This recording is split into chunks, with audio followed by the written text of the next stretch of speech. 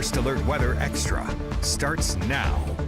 Hey, welcome into First Alert Weather Extra. Chief Meteorologist Wes Wyatt.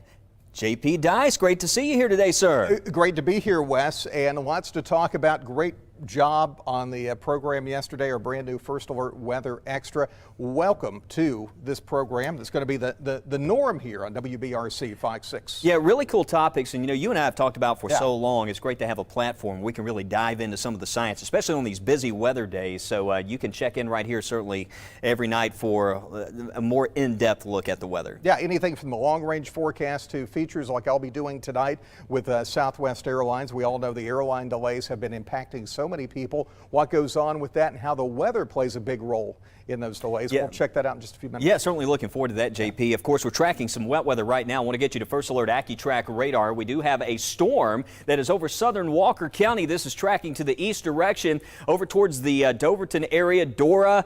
You can see some heavy rain, but we are detecting lightning, so it is popping out there. You want to be indoors. And a lot of rain, folks here. I know we're happy we're getting a little bit of wet weather to settle the dust. And from Warrior to Kimberly and Morris, be ready. This is moving in your direction. So a first alert there for this rain as it moves through. There's Gardendale. We might get a little bit of wet weather. Here's the view from Dare Tire in Gardendale. And you can see as we look to the north, we're getting that rain shaft that's showing up, and that's about to be crossing there around Highway 31. So wet weather's moving in here across northern Jefferson County. We've had a pop up. Look at this. This is over northern Shelby County right there around Highway 280. So places like around Grandview Medical Center back in towards Oak Mountain. We're probably getting some wet weather right now. A little downpour out here around Moody and also into Tallapoosa County. But very isolated wet weather again today. Just like yesterday, it's going to stay rather hit or miss for this evening and into the overnight. But the chance of rain is actually going to be there. It looks like for the overnight. The next big thing here, that first alert for isolated shower or storm through tonight, even through lunchtime tomorrow. So just make sure you have the umbrella in the back seat. You may need it. We got drier air that will be arriving by tomorrow evening. So we'll have at least the rain chances dropping off through Thursday. But starting Friday and into the weekend, storms that will be possible. But we'll break down those weekend storm chances. Plus, we're going to talk a lot more about what's happening in the tropics. That's all coming up right here. You are watching Weather Extra. We'll see you after 30 seconds.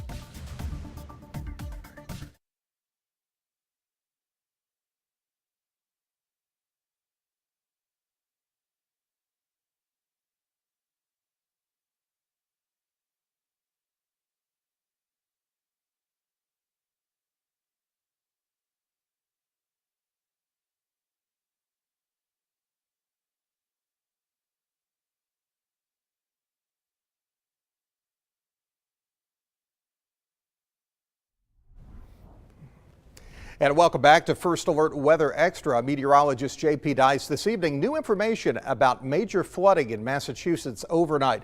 Almost a foot of rain fell in just a few hours. Cars were washed away, streets even collapsed, and so did several homes. Some people were evacuated because of this heavy rain, and the mayor says rescue crews have been pulling people to safety all morning today.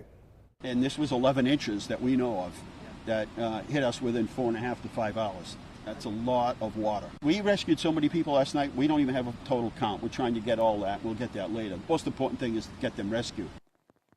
And the rain's also causing major flooding in New Hampshire overnight. The fire department rescued people trapped in cars and flooded basements. Thankfully, no one was hurt in that big mess in the Northeast because of all that rain. Wes? Yeah, you may have gotten a first alert from the WBRC weather app for rain while you're driving. Brian Henry talked to an Alabama State Trooper in 2022 on how you can prevent hydroplaning, certainly with these pop-up storms like what we've been seeing this afternoon and evening. In the rain when you're driving, hydroplaning is a real concern. According to the U.S. Department of Transportation, 75% of weather-related accidents occur on wet pavement. 47% happen during rainfall. State Trooper Reginald King has seen it all too often.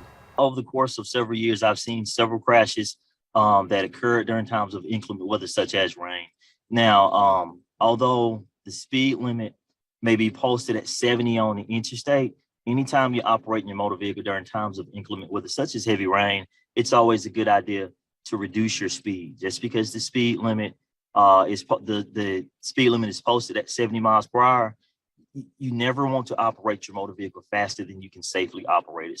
Whenever you're using your windshield wipers, you should also use your headlights in concert with them. That's actually state law. Trooper Reginald King says the most common mistake drivers make during bad weather is overconfident. In West Alabama, Brian Henry, WBRC Fox 6 News, on your side.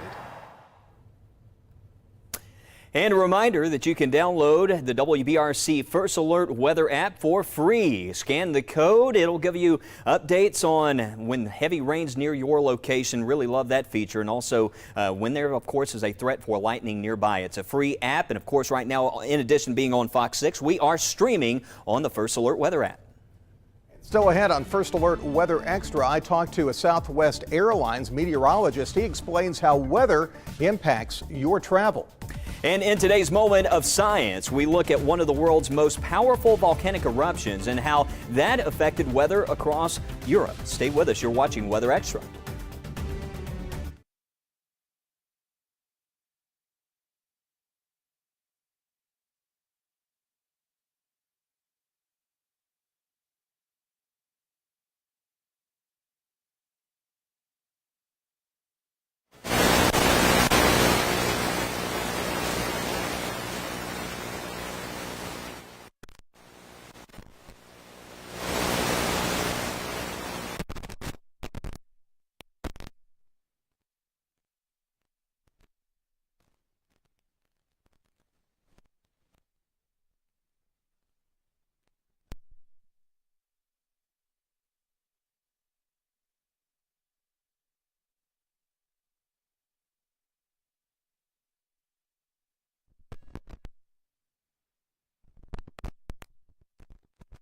Yeah, Package and then ends, you come in, and we talk to Lauren.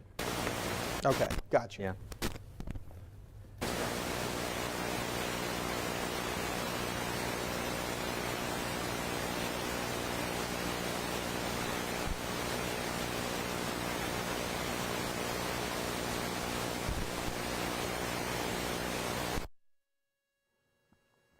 Mic check, 1 2 3. Mic check, 1 2 3. Can you hear me? Okay, mic check, 1 2 3. Mic check, 1 2 3. Mic check, mic check, mic check. Mic check, 1 2 3. First Alert meteorologist Lauren Linehan here in Tuscaloosa, reporting on the Civil Air Patrol.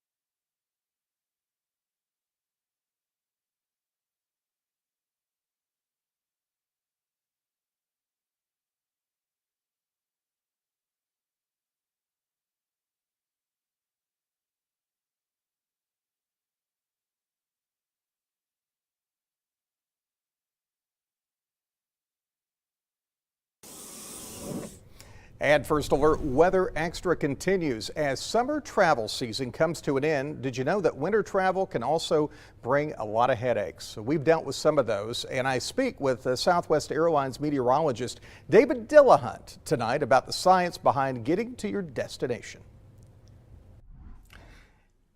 Every year, there are 10 million airline flights across the U.S., and sometimes the weather is less than cooperative. That means delays and the dreaded cancellations. David Dillahunt is chief meteorologist for Southwest Airlines. What type of weather tends to be the most inconvenient for airline operations? Thunderstorms, snowstorms, what really can be the most crippling for the day-to-day operations? What season of the years? I think it would depend on which meteorologist you ask, but I would say, just in my experience here, that the wintertime is definitely the most nuisance time of year, or the most difficult and challenging time of the year. For one, when you have to de-ice, it costs a lot of money, rather it be the materials and supplies it takes to de-ice aircraft, the extra time it actually takes to complete, to go from gate to gate is increased because you have to de-ice. You usually have increased upper level winds in the wintertime, which will increase your block rates, which means it may take, on a good day, you could go from Baltimore to Oakland in 4 hours. On a bad day, it could take 5 hours just because you have a strong headwind that you don't typically see as strong in the summertime. So the wintertime, just the added ground operations that it takes usually is the more challenging part for the airline to get through. At its peak, Southwest Airlines has around 4,400 flights per day. And to monitor the weather for those flights, the airline has 13 meteorologists based at its Dallas headquarters. Where we will be more involved with some of the individual flight-specific decisions, maybe trying to time up when maybe a rain band is coming through, or when a snow squall is coming through, or if there's a threat for hail, and let's just wait on for 30 minutes and then maybe we'll depart. Or, maybe we'll wait a little longer than that until we start to see a trend in radar change. That communication goes through the dispatcher, which are our flight planners that do all the route planning, the fuel planning, and they share a responsibility with the pilot of safely operating the flight. Besides winter weather, hurricane season can also have some major impacts to operations. Winds are obviously a big concern. There's really two sides to it on an event like this, though. The winds and the rain are operational limitations. So can we legally fly? Do the aircraft have the performance to land with tailwinds and crosswinds? That's side A. The side B of it is, what is the infrastructure going to be like? Because while we're concerned about where our airplanes are going and getting our crews to and from airports, we also have thousands of employees on the ground. So we have to give them enough time to evacuate. So a lot of the timing details that we provide some of our decision makers on when do we need to cancel and get out of a city to give our employees enough time to take care of their homes and their families. The meteorologists are also responsible for helping make the airline more efficient. We have 737 is the only aircraft type we fly, but we also have some flights from the West Coast that go out to Hawaii. So in the summertime, it's more of a temperature issue that we deal with, but in the wintertime, it's, what are the en-route winds aloft? Are they going to allow us, to take a full load of passengers without having to do a fuel stop in San Diego or LA or something like that? So where we will step in, our meteorology group, it will just be giving a forecast based on what the upper level winds are going to be. If we see that we're going to be flying into a significant headwind, and we know that we have a flight that's only half full, it may not be that big of a deal, and there may not be adjustments that need to be made. However, if we have a flight going into a headwind that's completely chock full, that also has a full cargo load, we start to look at ways that we can take off weight so that we don't have to make an additional stop to shorten the distance, then pack fuel back on it again, and then take off. So those are some of the ways that we get involved, is more on our long haul flights to introduce some more efficiency for cost savings, one, but probably more importantly is for the customer experience as well, because no one wants to have to stop when they weren't supposed to on their way to Hawaii. So that's For Weather Extra, I'm meteorologist JP Dice, WBRC Fox 6 News. Yeah, and David there reminded me, the big story is when planes are parked, they are not making money. So the airlines have interest in keeping things going. Yeah, and it's still important to check the forecast, right? Before you know what you're going to be dealing with. And we go from talking about the well, we actually going to take you to the airport. How about that? Let's go to Tuscaloosa National Airport right now, where we have Lauren Linehan live. Lauren, tell us what's happening there tonight. Well, I will not be flying a plane. JP has not taught me how to do that yet. In due time, though, but I am out here tonight in Tuscaloosa at the National Airport because this is where the Civil Air Patrol meets every Tuesday night. And they are the civilian auxiliary of the Air Force. And they have 3 things that they are focused on. And the age group ranges, actually. And they're out here behind me right now doing some drills on the airport. And they are focused not just on cadet services, but also also helping out with civilian emergency response and aerospace education. And I just talked with one of the group members here, and they were telling me that the Civil Air Patrol was actually the first civilian aircraft over the World Trade Center back on September 11th, 2001. They were tasked with taking aerial photos to try to figure out where the worst destruction was and to try to help to find people. So a great service out here. So happy that they invited us out tonight. We'll be talking all things weather with the cadets here this evening. And JP, maybe I'll see you up in the air tomorrow. All right, thanks a lot there, Lauren, and I know they're going to be very excited about seeing your presentation this evening. We get to enjoy early sunsets in the fall. Well, do you like the early sunsets? Well, why do we have the early sunsets? Well, meteorologist Matt Daniel and Mickey Ferguson, we're going to get into the seasons and explain coming up. But first, as we go to break, here's a look at today's sunrise sunset times and our First Alert Weather Almanac.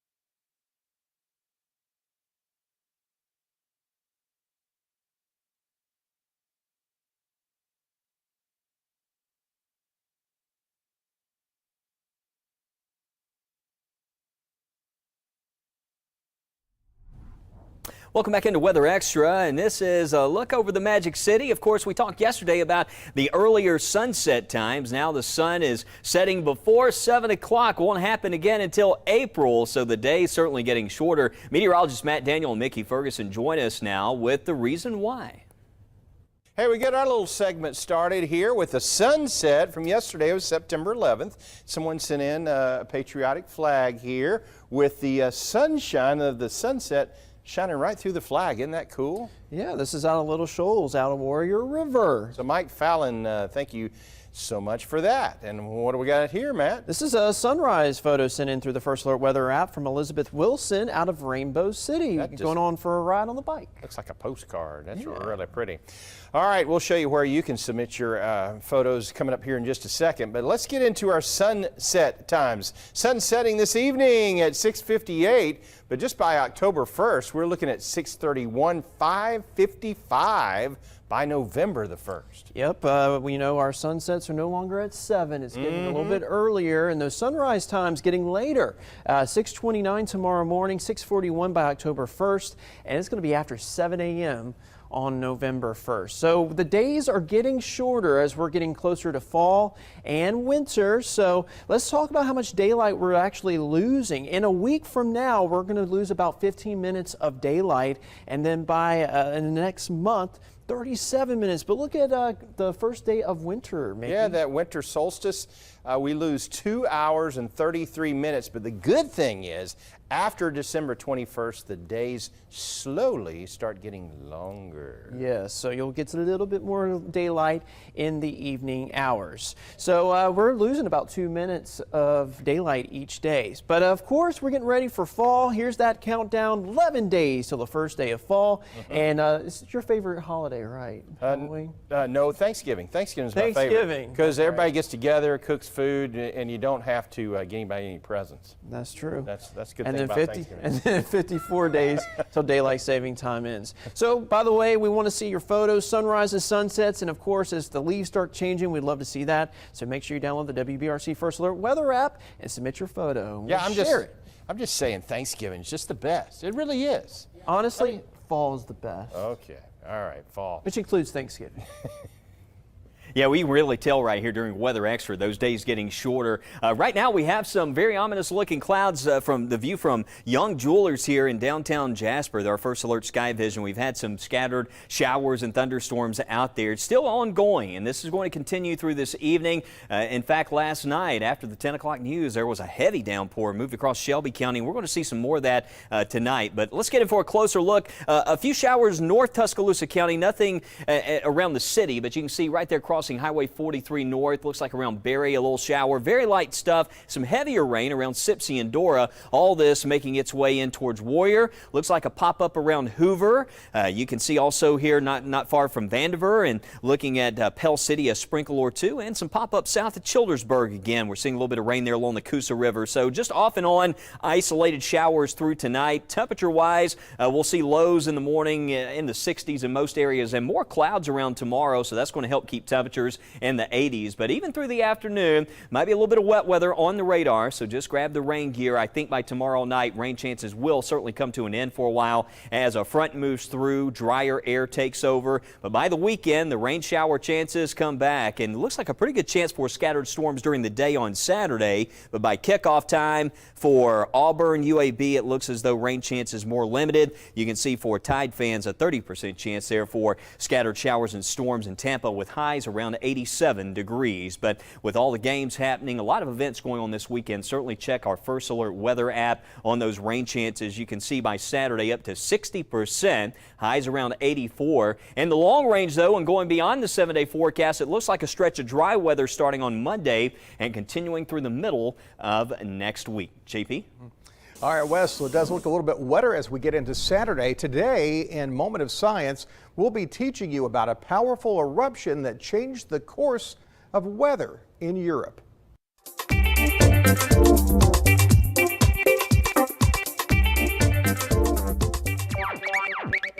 In his novel Les Miserables, Victor Hugo wrote, "An unseasonably clouded sky sufficed to bring about the collapse of a world." He's referring to the Battle of Waterloo, where Napoleon's army ensured you'd have that one ABBA song stuck in your head for all time. Let's take a look at how Napoleon was defeated by forces on land, from the sky, and even underground. Without getting too much into 1815 politics, it was France versus Prussia, and the UK and Netherlands and a handful of other countries. Let's just say it was slightly higher stakes than your average World Cup match. Their armies were fated to meet at Waterloo in modern-day Belgium. Now, Belgium's annual average rainfall is actually much lower than many American cities, but try telling that to Napoleon's men. They were too busy getting stuck in the mud brought on by unusually heavy rain that June.